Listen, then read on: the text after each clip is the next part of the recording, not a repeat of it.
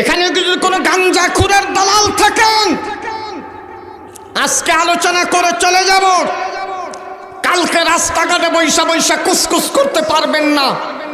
সাহস থাকলে এখানে আসেন, প্রশ্ন করেন। অন্ধ হাফেজ প্রশ্নের জবাব দেওয়ার জন্য প্রস্তুত রয়েছে। অন্ধ হাফেজ কাউকে ভয় করে ওয়াজ করে না, আগামী সবাই দাওয়াত পাওয়ার জন্য ওয়াজ করে না, মানুষের প্রশংসার জন্য ওয়াজ করে না, আল্লাহর কোরআনের হক কথা বলার জন্য ওয়াজ করে। প্রশ্ন থাকলে প্রশ্ন করবেন, তবে শর্ত আছে। কি আছে? শর্ত হইল প্রশ্ন করতে হবে কোরআন এবং হাদিসের দলিল দিয়া। কি কোন ঠিক কিনা? গাঞ্জা খাওয়া যদি কোরআনে থাকে তাহলে তুই একা খাবি কি? আমরাও খাবো, তবে এটা কোরআনে নাই। ঠিক কিনা জোরে কন। তো ব্রাহ্মণবাড়ি এক মাহফিলে গেলাম, ওই এলাকার নাম হইল 3 লাখ পীর। একটা এলাকার নাম। যখন বলছি যে বন্ডরা লম্বা চুল রাখে, লম্বা মুছ রাখে, জীবনে এক ওয়াক্ত নামাজ পড়ে না, এই কথা বলার সঙ্গে সঙ্গে মোটা তাজা একটা বন্ড পীর সবার মাঝখানে দাঁড়াইয়া পড়ছে।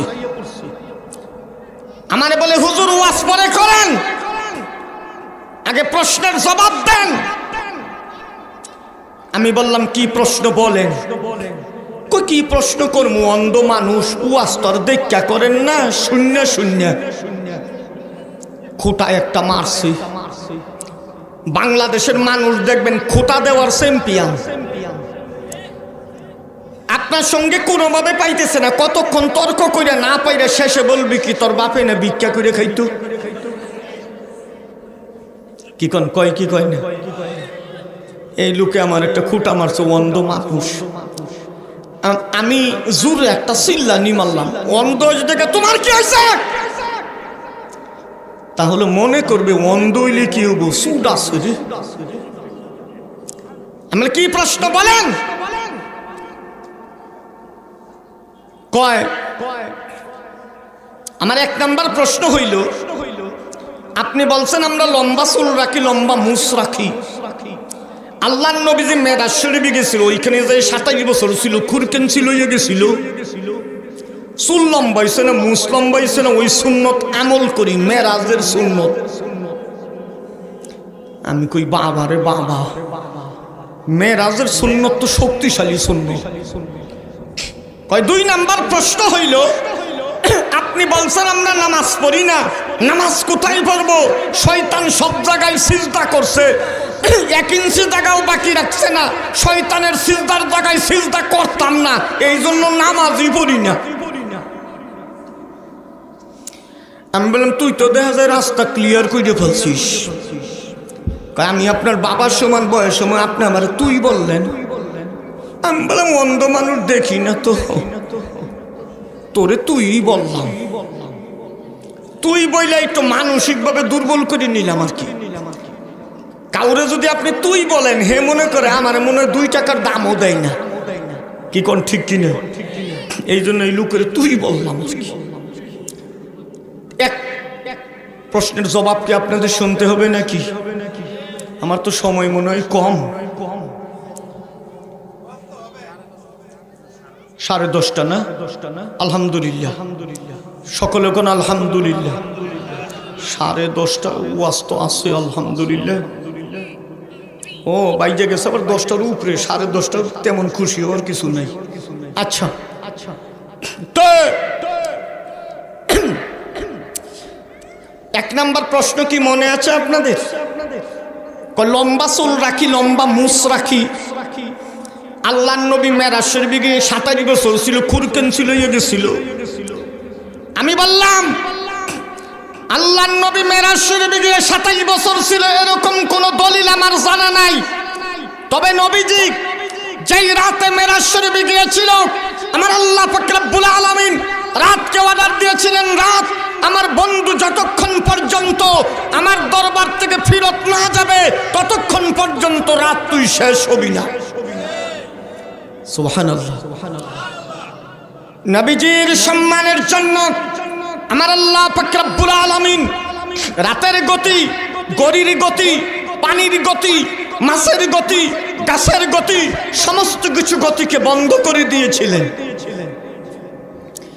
আপনারা আমার আগে আরো ওয়াজ শুনছেন না যে আল্লাহর নবীজি যেই রাতে মেরাজ শরীফে গিয়েছিল, যেই পানি দিয়ে উজু করে গেছিল, আয়েশা দেখে উজুর পানি ওইভাবেই গড়াইতেছে। তার মানে কি? পানির গতি কি ছিল? আমার আল্লাহ স্টপ করে দিয়েছিলেন। জানবীর সম্মানের জন্য পানির গতি বন্ধ, মাছের গতি বন্ধ, গাছের গতি বন্ধ, গড়ির গতি বন্ধ। ওই নবীর সম্মানের জন্য ওই নবীর মাথার চুলের গতিও বন্ধ ছিল, মুসের গতিও বন্ধ ছিল। চুল 1 ইঞ্চি লম্বা হয় নাই, মুস 1 ইঞ্চি লম্বা হয় নাই, খুরকানসির কোনো প্রয়োজন পড়ে নাই। তোর এই সুন্নতের কোনো দাম নাই। 1 নম্বর প্রশ্নের জবাব পাইছেন। 2 নম্বর প্রশ্ন বলে নামাজ কোথায় পড়ব? শয়তান সব জায়গায় সিজদা করছে, 1 ইঞ্চিও বাকি রাখছে না।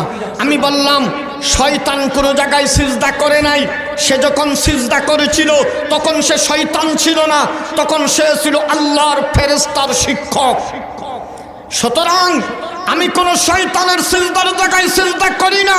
আমার আল্লাহর ফেরেশতার শিক্ষক হিসাবে যেই জায়গায় সিজদা করেছে ওই জায়গায় সিজদা করি। নামাজ আমাকে পড়তেই হবে, ঠিক কিনা জুড়ে কর। যার নামাজ নাই তার পীরগিরি নাই, যার নামাজ নাই তার বুজুর্গগিরি নাই, যার নামাজ নাই তার কিচ্ছু নাই, ঠিক কিনা জুড়ে কর। এতগুলি কঠিন প্রশ্নের জবাব দেওয়ার পরে আলাম নাজালিল আরদা মিহাদা, এই আয়াতের সংক্ষিপ্ত তাফসীরের পরে আপনারা কি আমার সঙ্গে ওয়াদা করতে রাজি আছেন জীবনে যতদিন বেঁচে থাকবেন কোনো মাজারে খাসি আগরবাতি মোমবাতি মান্নত করবেন না, পীরের কাছে চাবেন না, মাজারের কাছে চাবেন না, চাইতে হলে আল্লাহর কাছে চাবেন? ওয়াদা করতে রাজি আছেন? কে কে রাজি আছেন হাত উঁচা করে আল্লাহরে দেখান। আল্লাহ কবুল করুন, সকলে বলি আমিন। বন্ধুগণ, আমি আল্লাহর পরিচয় দিতে গিয়ে শিরিক বেদাত সম্পর্কে কিছু কথা আপনাদের সামনে বললাম। আল্লাহর পরিচয়ের পাশাপাশি যেই কোরআন থেকে কথা বলতেছি সেই কুরআনুল কারীমেরও কিছু পরিচয় জানা দরকার আছে কিনা। পরিচয়ের প্রথম কি আসে? আপনাকে যদি কেউ জিজ্ঞেস করে ভাই আপনার পরিচয়টা কি, প্রথম কি বলবেন? নাম বলবেন না? কি বলবেন? কুরআনুল কারীমের নাম হচ্ছে 55টা।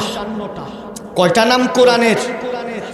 আল কোরআন, আল ফুরকান, আল হুদা, আল জিকির, কিতাবুল মুবিন, আল বাইয়িনা, নূর, কালাম, মুসাদ্দিক, মাসনান, হাকিম, হিকমত, হাদি, বুরহান, করিম, রহমত, শিফা, মুবারক, মাউইজা, আলী, মুহাইমিন, হাবলু, সিরাতুল মুস্তাকিম, কওলু, নাবাইল আযীম, আহসানুল হাদিস, কাইয়িম, মুতাশাবিহাত, তানজিল, রূহ, ওয়াহী, আরবি, বাসাইর, বায়ান, ইলম, হক, আযাব, তাসকিয়া, আল ওয়ালাতুল বুসরা, সিদকু, আদলু, আমরু, মুনাদি, বুশরা, মাজিদ, জাবুর, বাশির,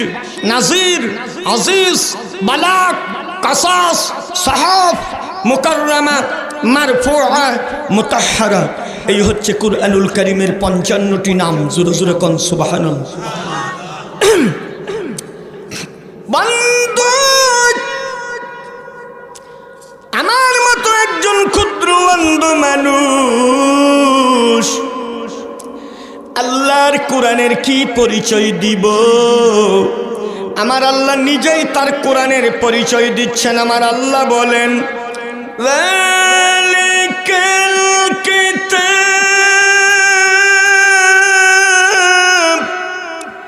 লা রাইবা ফীহি হুদাল লিল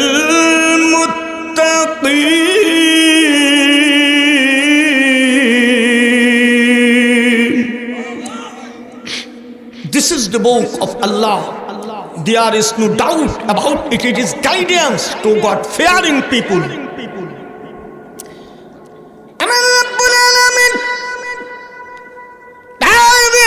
পৃথিবীর মানুষেরা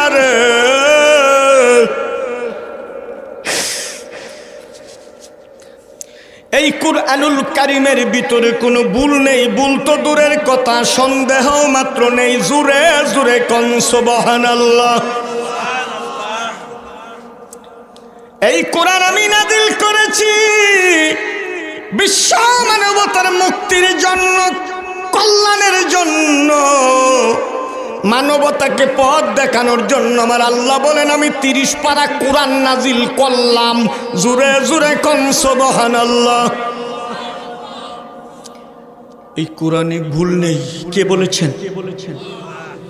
দুনিয়ার মানুষ যদি ভুল ধরার চেষ্টা করে ঈমান থাকবে না চলে যাবে? তবে কোরআনের ক্ষতি কেউ করতে পারবে না, কারণ কোরআন হেফাজতের দায়িত্ব হচ্ছে আল্লাহর হাতে। কার হাতে? আমি মাঝে মধ্যে উদাহরণ দিতে গিয়ে বলি, গ্রাম দেশে কাজ করে কালু, কালু শহরে গেছে, সাহেবে কালুরে বলছে কালু বাতিটা নিবাতো। কালু যায় কারেন্টের বাল্বের মধ্যে ফু মারে। সাহেবে কই কিরে কালু, কারেন্টের বাল্বের মধ্যে ফু মারসকে? কয় সাহেব গ্রাম দেশে এক ফু মইরা 15-20টা বাতি নিবাই হেলাই, এইটা দেখি ফু দিলে আরো বাড়ে। সাহেবে কই কালু এটা কি গ্রাম দেশের কেরোসিনের মিটমিট মার্কা বাতি পাইছ? ফুয়া এনে পাবে, এটা সুইচ অফ করতে হবে, কিয়ামত পর্যন্ত ফয়েলি নিবে না। আমি বলতে চাই আল্লাহর কোরআনের আলো, কোরআনের বাতি দুনিয়ার কোন কাফের মুশরিক নিভাতে পারবে না। কোরআনের আলোর সুইচ আল্লাহ পাক রব্বুল আলামিন তার নিজের হাতে রেখে দিয়েছেন।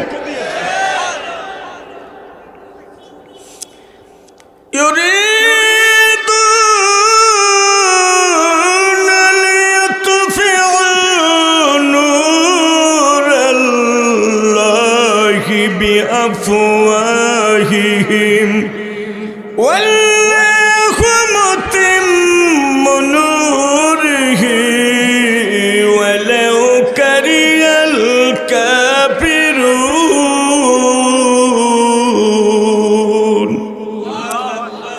Allah has sealed arms, their hearts and arms, and a covering is falling about their eyes, and they have incurred the severest punishment.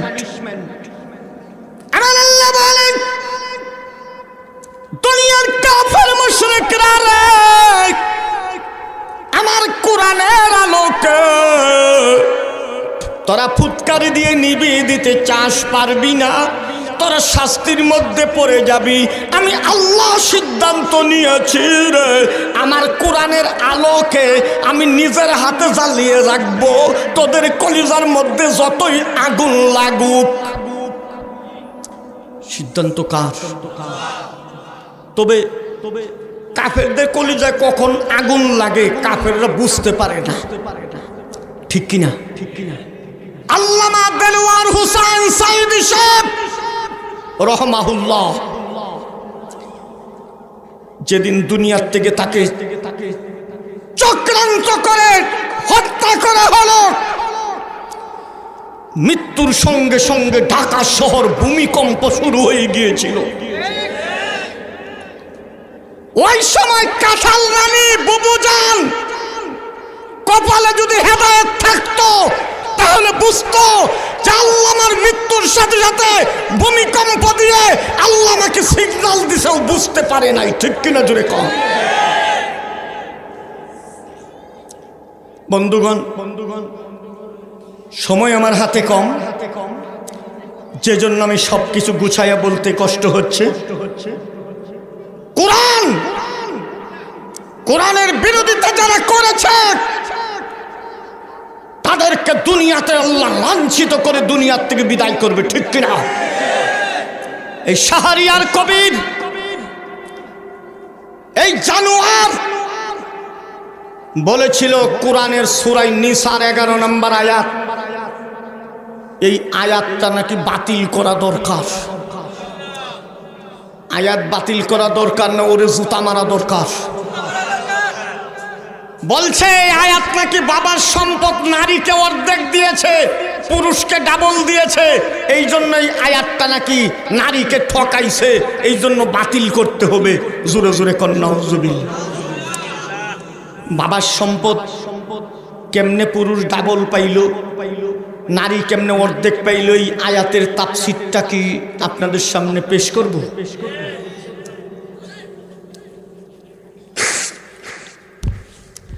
বিসমিল্লাহির রহমানির রহিম। ইউসিকুমুল্লাহু ফি আওলাদিকুম লিল-যাকারি মিসলু হাওলিল উনসায়াইন।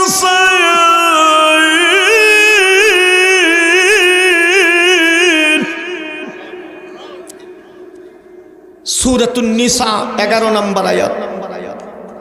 কত নম্বর আয়াত? কি নাম সূরার? সুন্দর করে সবাই বলেন সূরাতুন নিসা। কি নাম সূরার? নিসা শব্দের অর্থ মহিলা। নিসা শব্দের অর্থ কি? মহিলাদের নামে আমার আল্লাহ আলাদা একটা সূরা নাজিল করলেন।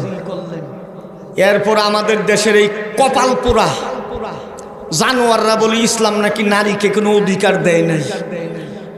ইসলাম নারীকে অধিকার দিয়েছে, তোমরা নারীকে অধিকারের নামে রাস্তায় নামাইয়া, সাইকেলে উঠাইয়া, হুন্ডারে উঠাইয়া নারীদেরকে এখন রাজমিস্ত্রি ইট ভাঙার কাজ পর্যন্ত করাইতেছ।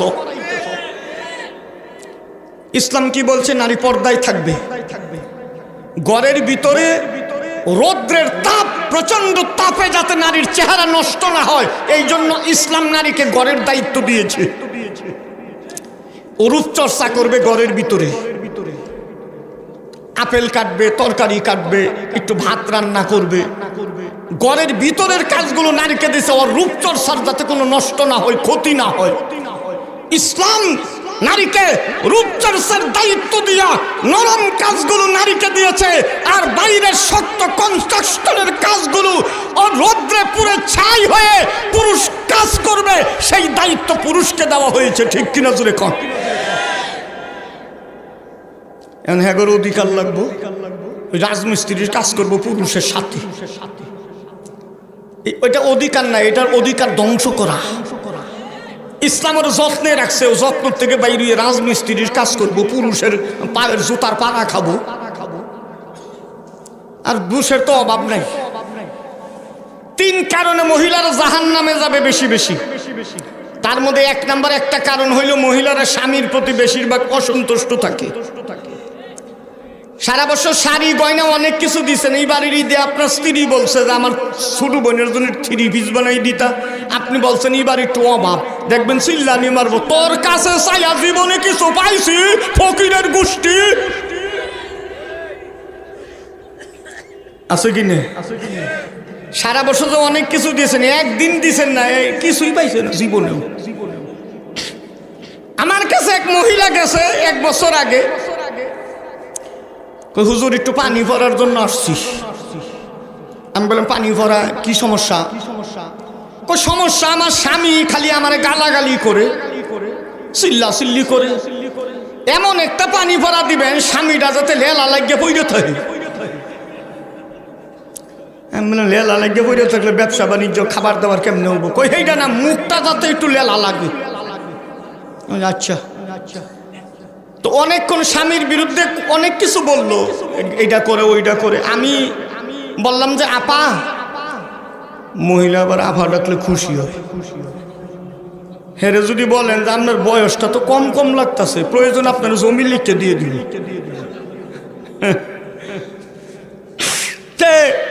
আমি বললাম আপা,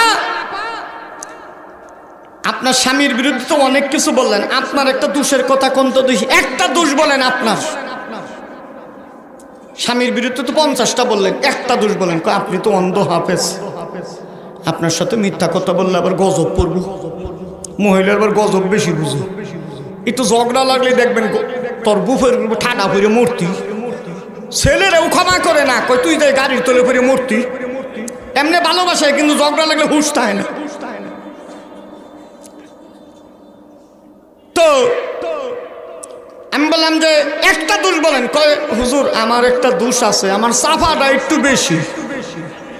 এমন হ্যাঁ এবার লাইনে আসছেন, এটা হইল আসল কথা।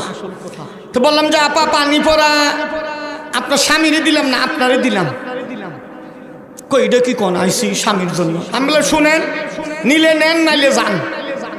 এই যে পানি পড়াটা দিয়ে দিলাম, আপনার স্বামী যখন গালাগালি শুরু করব পানি পড়া মুখে দিবেন, যতক্ষণ গালাগালি করব ফেলবেনও না গিলবেনও না।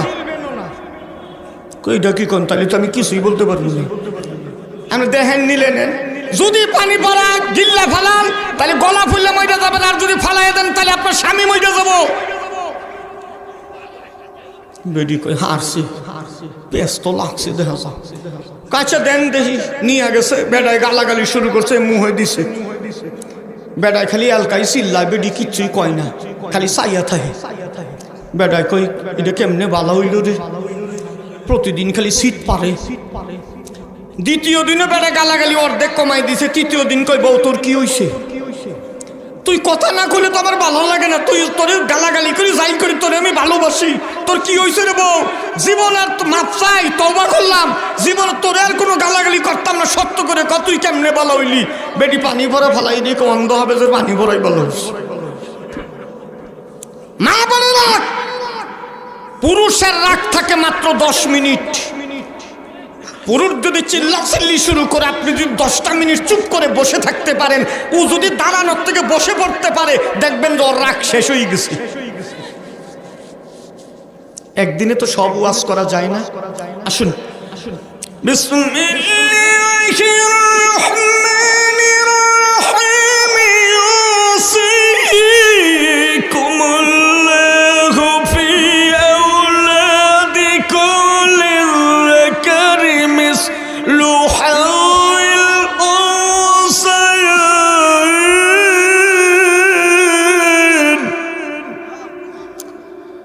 পবিত্র কোরআনুল কারীমের সূরাতুন নিসার 11 নম্বর আয়াতটি সহজভাবে আপনাদেরকে বোঝানোর জন্য আমি একটা ঘটনা টেনে নিয়ে আসছি। এই ঘটনাটা আপনারা খেয়াল করে শুনলেই আয়াতের তাফসীরটা বোঝা আপনাদের জন্য সহজ হইয়া যাবে।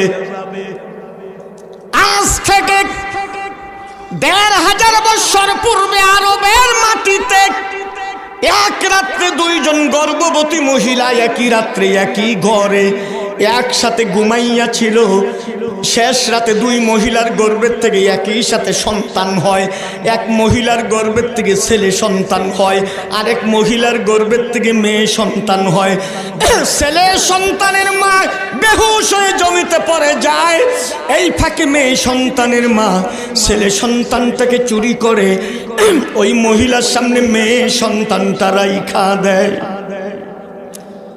কাজটা ভালো হইল না খারাপ হইল? খারাপ কথা শুনলে কি বলতে হয়? নাউজুবিল্লাহ। কিছুক্ষণ পরে ছেলে সন্তানের মায়ের জ্ঞান যখন ফিরে এসেছে, ছেলে সন্তানের মা চোখের পানি ছেড়ে দিয়ে বলে, বোন রে, তুই আমার সন্তান চুরি করেছিস। তার পায়ে ধরে কই মিনতি করে কই আমার সন্তানটা আমারে ফিরাইয়া দে। সুবহানাল্লাহ। মা কি জিনিস দেখছেন বুঝা ফেলছে। আর যেই মহিলা চুরি করছে সুরে চিল্লানি মারছে, বললেই হবে। কিছু কিছু মহিলা আছে না বাঁশ মার্কা গলা, চিল্লানি মারি মাটি কাঁপাই হালায়। আপনাদের এলাকায় নাই মনে হয়? আছে? আবার দেখবেন যে মহিলার গলা বাঁশ মার্কা, ওই মহিলার স্বামী আবার থাকে দেখবেন বিলাই মার্কা। মহিলার বয়ে খালি কাঁপতে থাকে, কয় তুমি যা বলছো ঠিকই বলছো। বাংলাদেশের কিছু পুরুষ আছে দেখবেন বিয়ের রাত্রে স্ত্রীকে বলে, তুমি আমার কলজার কলজা সিনা সিনা, তুমি যদি না থাকো 1 মিনিটও বাঁচতাম না, মইরা খেয়ে রইয়ে যাম। এইটা শুনে বেরিয়ে কয়, সামসাটা তো ভালাই পাইছি রে। কালকের থেকে আমার কাজ হইল ওর মায়েরে আর ওর বাবারে, বুড়ার বুড়ির যদি সংসার থেকে সরাইতে পারি তাহলে আমার সাথে পাইকে আমি খালি গুড়াউসা জুতা পইরা টক টক কইরা ওই বন্দর থানার জয়ে ঘুরমু। জোরে জোরে কন্যা উজুবিল্লাহ। বেজার হইতেছেন? মহিলারও বেজার হইতেছে। এক মহিলা আরেক মহিলারে বলতেছে, আপা এটা কি অন্ধ এমনি হইছে মনে করছো? চোখটা কি এমনি খাইছে?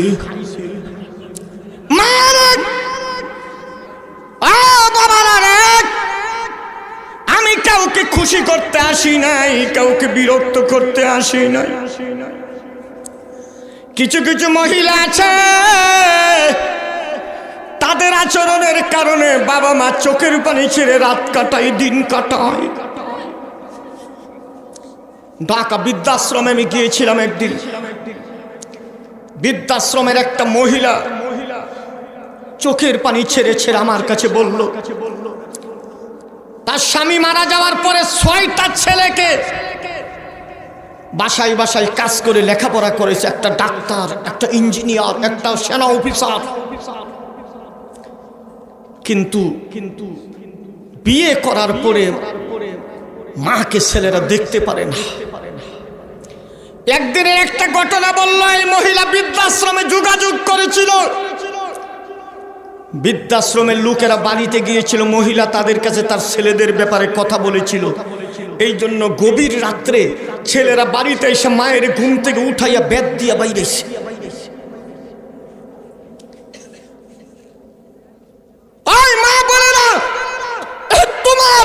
তোমার কারণে, তোমার ভূমিকার কারণে যদি বৃদ্ধা মহিলা স্বামীর বাবা মা যদি কষ্ট পায়, চোখের পানি ছাড়ে, তোমার জীবন বরবাদ হয়ে যাবে।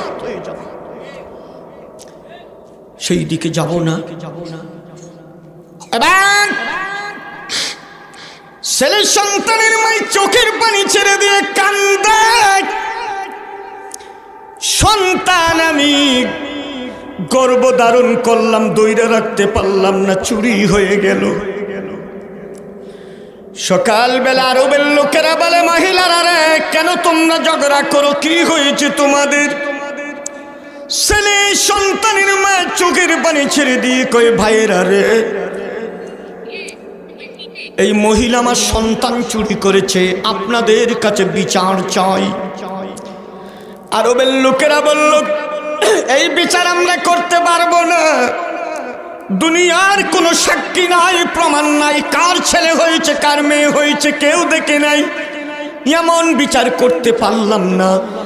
বিচার এবার পাঠিয়ে দিলেন আরবের প্রেসিডেন্ট হযরত আবু বকর সিদ্দিক রাদিয়াল্লাহু তাআলা আনহুর কাছে। জোরে জোরে কোন সুবহানাল্লাহ। আরবের প্রেসিডেন্টকে আমরা আবার বলি মোল্লার দৌড়, মসজিদ পর্যন্ত। আপনাদের এলাকায় বলে নাকি? কোন আলেমের সাথে ঝগড়া লাগলে যা যাবে না, তোর দৌড় না মসজিদ তরি। এই পৃথিবীর সবচাইতে ভালো জায়গা কোনটা? তাহলে আলেম তো সঠিক জায়গায় গেছে, কি কোন ঠিক কিনা? তোর মতো সিনেমা হলে যাই তো গড়ি পারতেছে না। কিছু কিছু যুবক আছে দেখবেন, আলেম উলামা দেখলে কই হুজুর কোত্থেকে পেট বসাইয়া খাইয়াইলেন। মনে আলেমের কোনো খাওয়া আর কোনো কাজ নাই, খালি খায়। আমি হেফজা মাদ্রাসা পড়াই, বেলা 11টা বাজে গেছে, বাড়ির দিকে যাইতেছি, কিচ্ছু খাই নাই, পেটটা ক্ষুদায় জ্বলতাছে। এক লোকে এসে পেটের মধ্যে গাও মাইরে কই হুজুর কোত্থেকে খাইয়াইলেন, পেটটা টন টন করতেছে। আমি বলি, বেটা কই কিরে? কিচ্ছু খাই নাই। হে কই পেট বলে টন টন করতেছে। আমারে কয়, সারা বছর তো মানুষের ডাক খান, মানুষের কোনোদিন খাওয়ান? আমরা নাকি মানুষের খাওয়াই না। কর্তৃপক্ষ মনে হয় আমার প্রতি একটু বিরক্ত নাকি?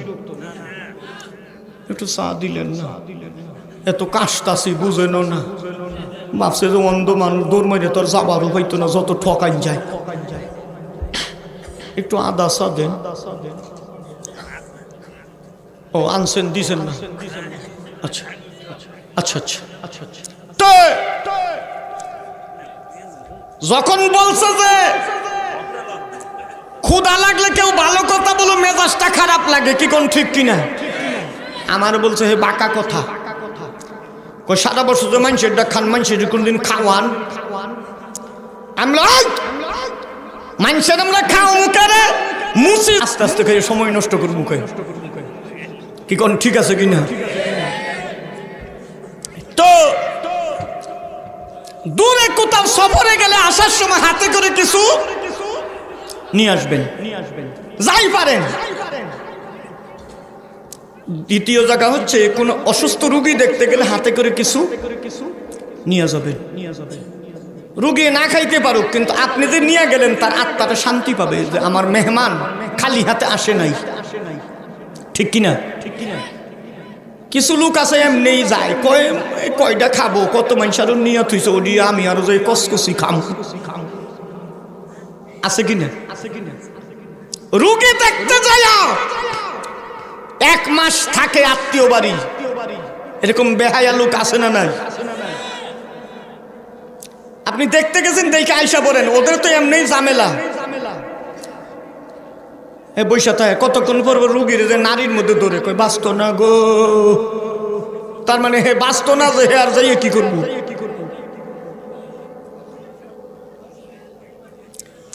আত্মীয় বাড়ি 3 দিনের বেশি থাকার চেষ্টা করবেন না। আল্লাহ নবীজি বলেছে 3 দিন পর্যন্ত তোমার মেহমানকে তুমি ভালো খাওয়ানোর চেষ্টা করো, 3 দিন পরে তুমি আলু ভর্তা বেগুন ভর্তা যা খাও তাই খাওয়াবা। ও বেশি দিন থাকবে, আপনি জমি বেচা তারা খাওয়াবেন? ডেলি গুস্ত খাওয়ানো সম্ভব? নবীজি বলছে 3 দিন পর্যন্ত তুমি চেষ্টা করো। 3 দিন পর্যন্ত আপনি মেহমান বাড়ি গেলে আপনার মেহমানের কদর হবে। 3 দিনের বেশি যদি থাকেন, আপনি যতদিন থাকবেন সাদগা খাওয়ার সওয়াব হবে। সাদগা। আবার কারো বাড়িতে মেহমান 3 দিনের বেশি থাকলে আজকে যাই রাত্রি বাই করে দিয়েন না, তো অন্ধ হবে যে বলছে 3 দিনের বেশি তুই বাইর, এত রাত্রে কই যাবো আমার। দরকার লাগলে তো থাকবেই, প্রয়োজন সেটা ভিন্ন কথা। রুগী দেখতে গেলে কিছু নিয়ে যাইতে হয়। তৃতীয় হচ্ছে কোন আলেমদের সঙ্গে যদি সাক্ষাৎ করতে যান হাতে করে কিছু নিয়ে যাবেন। মসজিদের ইমাম সাহেব রাস্তা দিয়ে সালাম দিলেন, 20টা টাকা হাতে দিয়ে দিলেন, ইমাম সাহেবের আত্মাটা খুশি হবো, আপনার বাবা মার কবরে সোয়াব যাইতে থাকবে। সুবহানাল্লাহ। এটা করবেন। নবীজির কাছে সাহাবীরা যাইতো, যখন দেখা করতে যাইতো সাথে করে হাতে কিছু হাদিয়া নিয়ে যাইতো। এখন তো আলেমদের সাথে মুসাফা করতে করতে হাত একবারে চেপটা করে হালায়, তাও কিছু জুড়ে না। এবার হযরত আবু বকর সিদ্দিক রাদিয়াল্লাহু তাআলা আনহু 3 দিন পর্যন্ত বিচার কার্য চালাইলেন, কোনো ফয়সালা দিতে পারলেন না। দুনিয়ার কোনো সাক্ষী নাই, প্রমাণ নাই, কার ছেলে হয়েছে কার মেয়ে হয়েছে কেউ দেখে নাই, এমন বিচার করতে পারলেন না। বিচারিবার পাঠিয়ে দিলেন আরবের প্রধান বিচারপতি হযরত উমর ফারুক রাদিয়াল্লাহু তাআলা আনহুর কাছে। হযরত উমর রাদিয়াল্লাহু তাআলা আনহু ঘোষণা করলেন, আমি বিচার করব সূরাতুন নিসার 11 নম্বর আয়াত দিয়া। কত নম্বর আয়াত? যে আয়াতে কারিমা আমি আপনাদের সামনে পেশ করেছি। হযরত ওমর রাদিয়াল্লাহু তাআলা আনহু বিচার কার্যে বসলেন। এক হাতে কুরআনুল কারীম নিলেন, আরেক হাতে তলোয়ার নিলেন। এক হাতে কি আরেক হাতে? কেমন হবে বিচার? বাংলাদেশের মূর্খ বিচারপতির মতো। আল্লামা দেলওয়ার হোসেন সাঈদী রাহমাহুল্লাহ যেদিন ফাঁসির রায় দেওয়া হলো, আল্লামা দেলওয়ার হোসেন সাঈদী রাহমাহুল্লাহ বলেছিল, বিচারপতি সাহেব আমার একটু কথা আছে। কই বলেন। আল্লামা সাঈদী বলেছিল, আপনার বিচারের পরে আরেকটা বিচার আছে, সেই বিচার সেই আদালতে আপনার বিচার হবে। এই বিচারপতি শামসুদ্দিন মানিক বলেছিল, আপনার বিচারপতি কি আল্লাহ বিচার করবে সেটা আমি দেখব।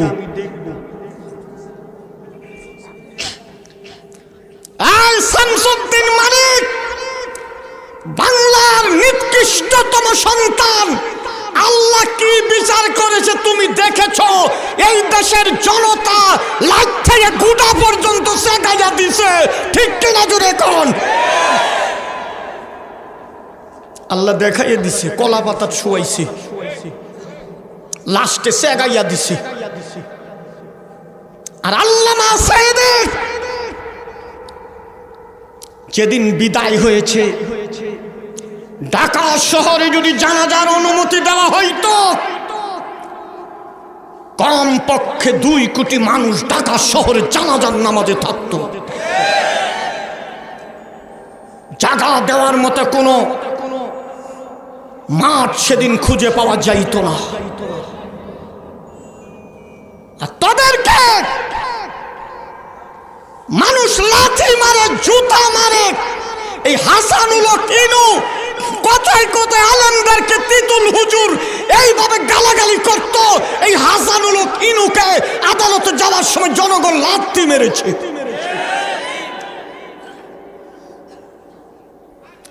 বন্ধুগণ, হযরত ওমর ফারুক রাদিয়াল্লাহু তাআলা আনহু এক হাতে কুরআনুল কারীম নিলেন, আরেক হাতে তলোয়ার নিয়ে বিচার কার্যে বসলেন। 2 মহিলাকে ডেকে এলেন আর বললেন, মহিলারা রে, আমি তোমাদেরকে কোনো প্রশ্ন করব না, কারণ আমার ভাই আবু বকর তোমাদেরকে অনেক প্রশ্ন করেছে, তোমরা সঠিক জবাব দাও নাই, সত্য কথা বলো নাই। হযরত ওমর ফারুক রাদিয়াল্লাহু তাআলা আনহু 2 মহিলার হাতে 2টা ঝিনুক দিলেন। কি দিলেন? ও সময় তোমার শেষ নাকি?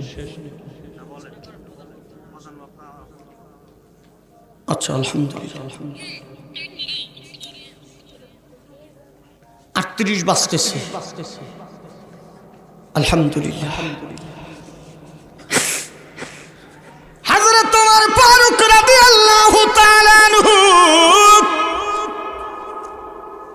মহিলার হাতে ঝিনুক দিয়া বললেন, মহিলারা রে, তোমরা পর্দার আড়ালে যাইয়া যার যার কয়েক ফোঁটা করে বুকের দুধ ওই ঝিনুকের মধ্যে করে আমার সামনে হাজির করো।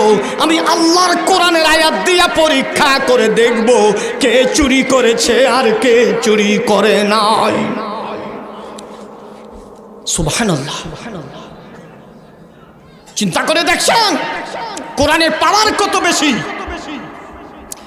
মহিলাগুলি পর্দার আড়ালে যাইয়া যার যার কয়েক ফোঁটা করে বুকের দুধ ওই ঝিনুকের মধ্যে করে হযরত ওমর রাদিয়াল্লাহু তাআলা আনহুর সামনে হাজির করলে পরে হযরত ওমর একবার ঝিনুকের দিকে তাকায়, আরেকবার কুরআনুল কারীমের আয়াতের দিকে তাকাইয়া জোর করে চোখের পানির ফোঁটাগুলো ছেড়ে দিয়েছে। ওমর কান্দে, প্রভু গো, আমি তো সেই ওমর যে ওমর তলোয়ার নিয়ে তোমার নবীজির মাথা কাটতে গিয়েছিলাম। তোমার নবীজির চেহারার দিকে তাকিয়ে আমি উমর তো সব কিছু ভুলে গিয়েছিলাম গো প্রভু। আমি উমর এই জীবনের কিছুই যদি কবুল না হয়, আজকের এই কোরআন দিয়া বিচারের উসিলা করে তুমি আমারে মাফ কইরা দিও। যারা দুনিয়াতে জান্নাতের খবর পাইছে এরা উসিলা খুঁজে মাফ চাই, চিন্তা করছেন? হযরত ওমর রাদিয়াল্লাহু তাআলা আনহু বিচার কার্যে বসে চোখের পানি ছেড়ে দিয়ে কান্দে। হযরত আবু বকর সিদ্দিক রাদিয়াল্লাহু তাআলা আনহু আরবের প্রেসিডেন্ট, এবার ডাক দেয়া কয়, ওমর রে, আয় আমার, তোর চোখে পানি কেন রে ওমর? দুনিয়ার কোনো সাক্ষী নাই, প্রমাণ নাই কার ছেলে হয়েছে কার মেয়ে হয়েছে কেউ দেখে নাই। এমন বিচার আমি করতে পারি নাই। তুই বলেছিস কোরআনের আয়াত দিয়ে বিচার করবি, বিচার দেখার জন্য লক্ষ লক্ষ মানুষ হাজির হয়ে গেছে। তোর কান্নার রহস্য আমি আবু বকর জানতে চাই। হযরত ওমর রাদিয়াল্লাহু তাআলা আবু বকর সিদ্দিক আকবর রাদিয়াল্লাহু তাআলা কে কোরআনের ব্যাখ্যা দেখাইলেন। সূরাতুন নিসার 11 নম্বর আয়াতের ব্যাখ্যার মধ্যে বলা হয়েছে, যেই মহিলা ছেলে সন্তান গর্ভধারণ করবে ওই মহিলার বুকের দুধ থাকবে ঘন, আর যেই মহিলা মেয়ে সন্তান বুকে গর্ভধারণ করবে ওই মহিলার বুকের দুধ থাকবে ছেলে সন্তানের মায়ের বুকের দুধের চাইতে অর্ধেক পাতলা। এই জন্য ছেলে সন্তান সম্পদ ডাবল পায়, মহিলা অর্ধেক পায়। জুরে জুরে কোন সুবহানাল্লাহ। এই পৃথিবীতে মায়ের বুকের ডাবল ঘনত্ব দুধ খাওয়াইয়া ডাবল শক্তি দিয়া আল্লাহ ডাবল দায়িত্ব দিয়া পুরুষকেই পৃথিবীতে পাঠাইছেন। যেহেতু মায়ের বুকের খাদ্য, মায়ের বুকের থেকে যে খাদ্যটা প্রথম সন্তান খাইলো ডাবল, এরপরে যেই খাদ্যটা জমির থেকে যে খাদ্যটা উৎপাদন হবে ওই ফসল যে জমির থেকে হবে এই জমিটাও এই পুরুষের জন্য ডাবল। বক্তা এসে গেছি, আমার উস্তাদের নিষেধ, আমার উস্তাদ শাইখুল হাদিস আল্লামা আজিজুল হক সাহেব রাহমাহুল্লাহ, যার কাছে আমি বুখারী শরীফ থেকে 1000 হাদিস মুখস্থ করেছি। হুজুর আমাকে বলেছেন ওয়াজ করবি, কিন্তু কোনো বক্তা আসার পরে মঞ্চে নিজের বাহাদুরি জাহিরি করার জন্য বক্তাকে বসাই রেখে ওয়াজ করবি না, তাহলে ওই বক্তা যদি কষ্ট পায় তোর জীবনের ক্ষতি হয়ে যাবে। এই জন্য বক্তা আসার পরে আমি কোনোদিন আলোচনা চালাই না। আপনাদের কাছ থেকে দোয়া চাই, আপনাদেরকে এই দীর্ঘ সময় কোরআনের কথা শুনতেছেন, আল্লাহ আল্লাহর কোরআনের জন্য সকলকে কবুল করুন। সকলে বলি আমিন। আমার জন্য দোয়া করবেন। আর অনেকেই ভিড় করবেন নাম্বারের জন্য, সেটা কইরেন না। আমার জিহাদি কাফেলা টিভি একটা চ্যানেল আছে, এই চ্যানেলটা সাবস্ক্রাইব করে এই চ্যানেলে খোঁজ নিলে আপনারা নাম্বার পাবেন। এমনি কেউ ভিড় করেন না। আপনারা হুজুরের আলোচনা শুনে আখির মুনাজাত দিয়ে যাবেন। রাজি আছেন না? সকলে রাজি আছেন? আল্লাহ কবুল করুন। সকলে বলি আমিন। আরো জোরে বলি আমিন। আসসালামু আলাইকুম ওয়া রাহমাতুল্লাহি ওয়া বারাকাতুহু।